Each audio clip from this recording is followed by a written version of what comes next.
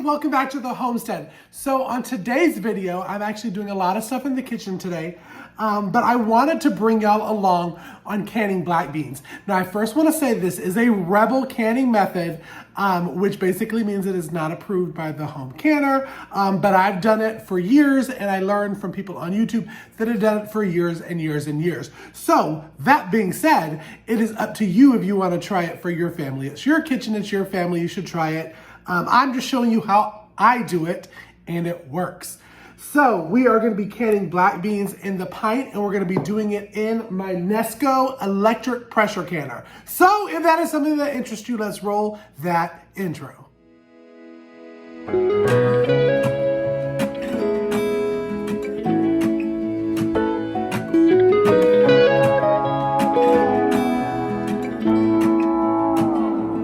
I'm coming.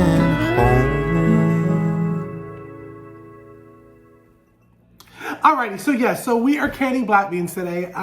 This is a no soak method. So basically it's dry beans, it's boiling water, you put it into the canner and pow, you got canned beans. It is super, super, super simple pressure canning method. Again, it is a rebel canning method, but I'm a big old rebel, okay?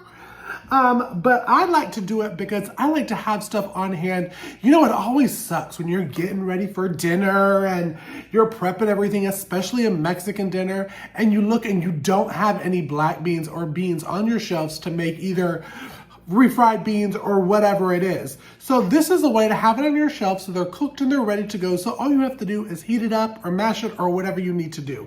I also throw black beans in my chili. I also make black bean patties. But enough about that. What I'm going to do first is I have 5 half cups of the black beans. And what I'm going to do is I'm going to go over and I'm going to rinse them off. And what you're looking for is you're just looking for the ugly, not so pretty ones. You're looking for any rocks. You're rinsing them off. And then we'll come back over and I'll tilt the camera down so you can see me fill them into the jars. So let's go and wash them first.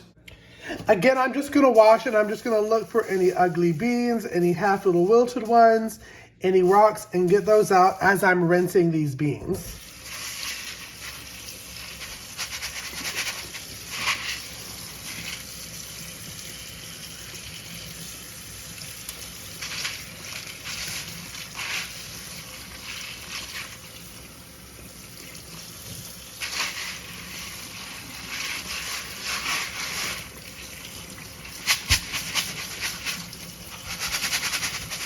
Alrighty, y'all, I told y'all this would be easy. Literally, all you're going to do is put a half a cup in each jar. Now, I am using ball jars today. I do use 4 jars lids. I have heard that 4 jars has come out with their own jars. If you have used them and you like them and all that stuff, make sure to leave a comment in the comment and tell me what you think of the 4 jars actual jars.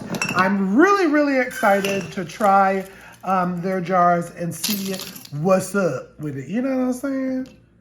Now this, I'm really not adding anything special to this except the beans.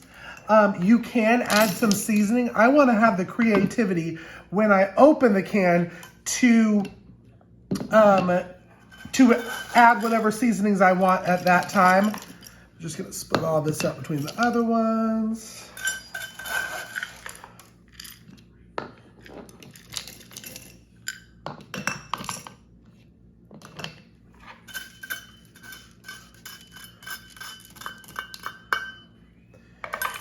And now what I'm going to do is I'm literally just going to fill it with boiling water. I'm going to go over to the kettle, get that started.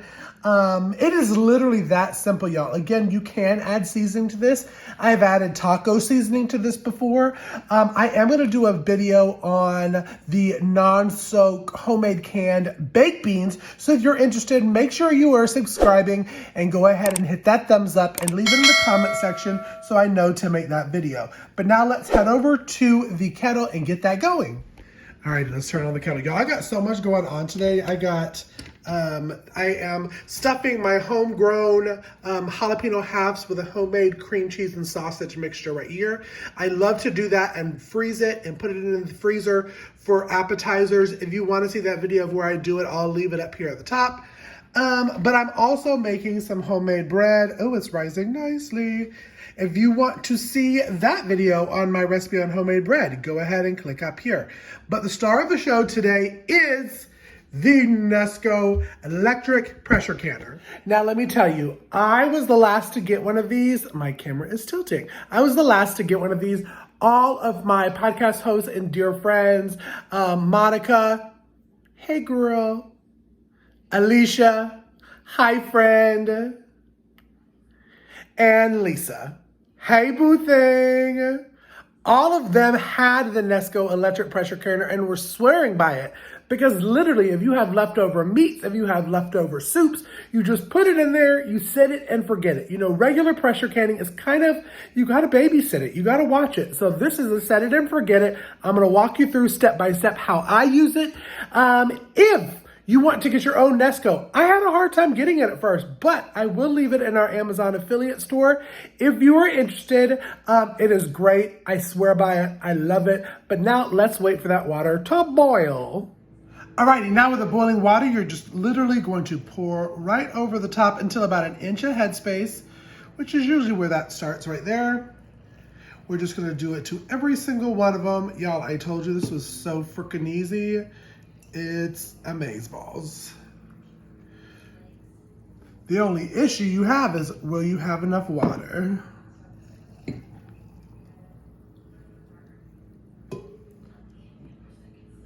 Probably even pouring it off camera now, y'all, sorry. I have enough water. All right, now I'm going to wipe the top with some distilled vinegar, and then I'm gonna get my lids and my rings, and we're gonna go ahead and we're gonna put them in the electric pressure canner. And y'all, as I was getting all of my supplies together, I noticed that I had no more 4-jar regular mouth lids. Oh my gosh. So I'm gonna have to use ball, but it's a great segue to say if you want some of your 4-jar lids for the regular mouth or for the wide mouth, you can always use my affiliate link in my description box. It's in the link tree, and go ahead and use Ormsby 10 to get 10% off of your purchase.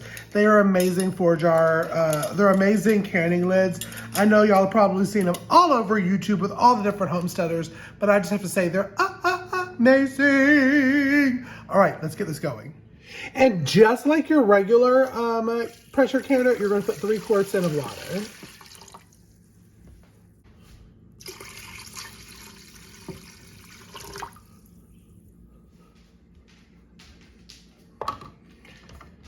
Alrighty, so I got them all here in, let me try to move y'all back. If I don't have stuff all over my countertop, that would be so amazing. I don't know. Struggle's a little bit real. Okay, there we go, ish. So now that I got it in there with the water, I'm going to close it. And if you see right here, we're gonna leave the airtight, have it at exhaust. Let's see if I can show you that. Yep, there we go. So leave it at exhaust right now, okay? Once you have it on the exhaust, what we're gonna go down here is we're gonna press high, and we're gonna press for 75 minutes. See if I can get it to 75 minutes fast. And then press the start. So what it's gonna do, it's gonna do this for a hot minute until the pressure comes up, and then it's gonna count down from 10. It's gonna say E10. Once it gets to the E0, I will come back and I will show you what to do next.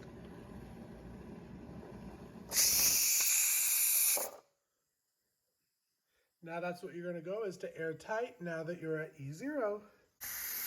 Alrighty, see y'all in 75 minutes. And now you're gonna let it come down by itself. I usually let it get to about L10, L15, and then I'll do the exhaust. So see you back in a second. And I like to also let the lid open up, and I let it sit there for a minute. As you see, them is still bubbling. But I'm gonna pull them out and let them sit on this beautiful canning mat that my friend Alicia over at Country Mama, oh, there's a pop. My friend Alicia over at Country Mama Musing made for me, and so beautiful. As you can tell, I use it all the time with my stains. And then y'all let it sit for 24 hours. Don't touch it, don't move it, don't do nothing. And then you can write, label, date, take the rings off, and put it in your canning room. And it is that simple to get some shelf-stable, cooked, ready to go black beans to pull off and add to dinner in a pinch on busy church days or busy school days or however. So y'all, thank you so much for watching this video. If you enjoyed this video, I hope you are subscribing and go ahead and press that bell. Share my videos on social media to like-minded people. It helps my channel to grow and I thoroughly appreciate it. Also, follow Ormsby Farm on social media, Instagram and Facebook and TikTok and Twitter. And until next video, y'all be blessed. Take care. I'm coming.